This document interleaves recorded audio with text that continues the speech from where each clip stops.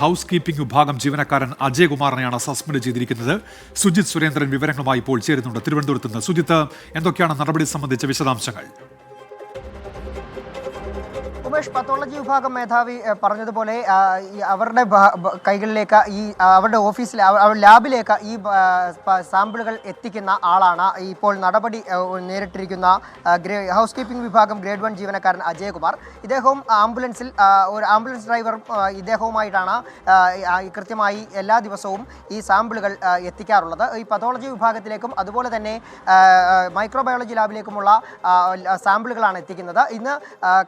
ഇന്ന് ഓപ്പറേഷൻ നടന്ന രോഗികളുടെ സാമ്പിളുകളാണ് എത്തിക്കുന്നത്. ആ സാമ്പിളുകൾ അടുത്ത ദിവസമാകും പരിശോധന നടത്തുക. ഈ സാമ്പിളുകളാണ് 4 തിയേറ്ററുകളിലായി നടന്ന സാമ്പിളുകൾ. 17 സാമ്പിളുകളാണ് എത്തിച്ചത്. ഈ സാമ്പിളുകൾ സാധാരണഗതിയിൽ അവിടെ ഓഫീസിനുള്ളിലേക്ക് ലാബിനുള്ളിലേക്ക് കൊണ്ടെത്തിക്കാറാണ് പതിവ്. എന്നാൽ ഇന്ന് ഇത് സ്റ്റെയർ കേസിലേക്ക് കൊണ്ടുവച്ചിട്ട് പോവുകയായിരുന്നു എന്നാണ് അറിയിക്കുന്നത്.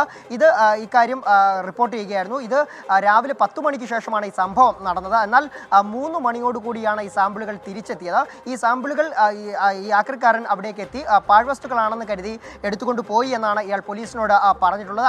ഇതര സംസ്ഥാനക്കാരനായ ആളാണ് ഈ ആക്രിക്കാരൻ. അയാളെ വിശദമായി ചോദ്യം ചെയ്ത ശേഷമാണ് പോലീസ് കണ്ടെത്തിയത്. കണ്ടെത്തിയ ഇത്രയും സാമ്പിളുകൾ തിരിച്ച് ആശുപത്രിയിലേക്ക് എത്തിച്ചിരിക്കുകയാണ്. എന്നാൽ ഇതിന് കേടുപാടുകളൊന്നും തന്നെ സംഭവിച്ചിട്ടില്ല. പരിശോധനയിൽ ഫലങ്ങൾക്ക് മറ്റു വ്യത്യാസങ്ങളൊന്നും ഉണ്ടാകില്ല എന്നുള്ള കാര്യമാണ് പതോളജി വിഭാഗം മേധാവി അറിയിച്ചിട്ടുള്ളത്. അതുകൊണ്ട് തന്നെ ഈ സാമ്പിളുകൾ തിരിച്ചു കിട്ടിയത് വലിയ ആശ്വാസമാണ്. രോഗികൾ ആശങ്കപ്പെടേണ്ട ഒരു സാഹചര്യം ഇല്ല എന്നാണ് അറിയിച്ചിട്ടുള്ളത്.